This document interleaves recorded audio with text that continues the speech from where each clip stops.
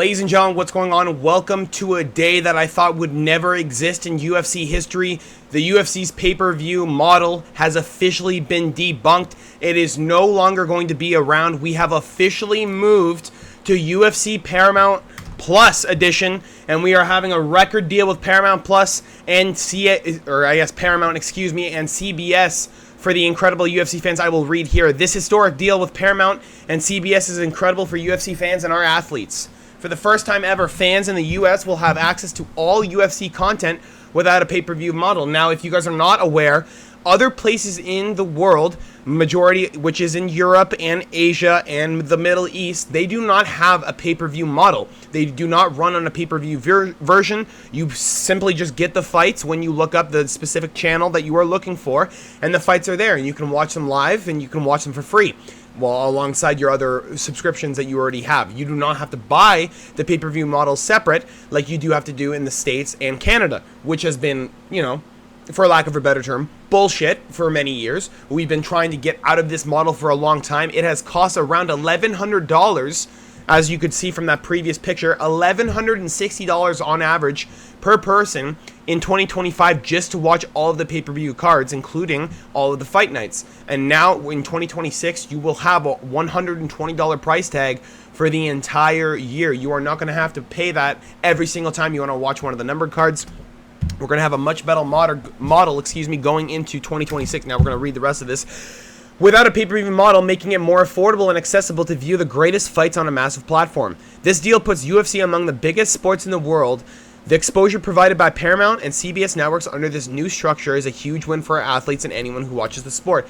Now, I would hope that this starts to roll towards what you would call pay-per-view points, and they would start to get more money when it comes down to the fighters, because the fighters now do not have to rely on people buying the pay-per-view in order to get paid. They now have $7.7 billion for the next 7 years that they can utilize in order to get, towards more fights, better fighters, better fighter pay. As you know, people have been complaining about that for a long time, and as we see here in a picture, the previous pay-per-view rankings, Conor McGregor leading one of the highest ever pay-per-view buys with Mayweather. And we had 8 straight pay-per-view buys for McGregor, as if that matters. I don't really give a shit about that. It's just interesting to me that it's been going on this long, that McGregor has been able to get multiple million pay-per-view buys. And as you can see here, the Tomato Head is very, very excited to hear about this news. Now, I am very excited for the UFC for this. This is a huge deal. We've been looking for this for a long time as UFC fans. I've been watching every single fight card for the last 3.5 years, and I'm pretty sure you guys all as well use Russian links, and we're trying to watch the fights because we can't get a reliable source. We can't get, it's too expensive. You don't have friends coming over to watch the fights anymore, so you can't split it among multiple people like most people used to do back in the day for boxing. Most Mike Tyson fights, people would, gather together, grab a couple bucks, and everyone would be able to get some food and watch the fight together.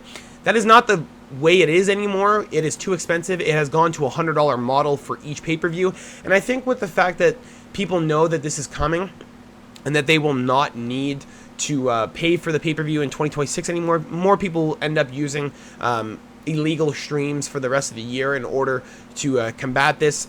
No one wants to spend money on the cards, man.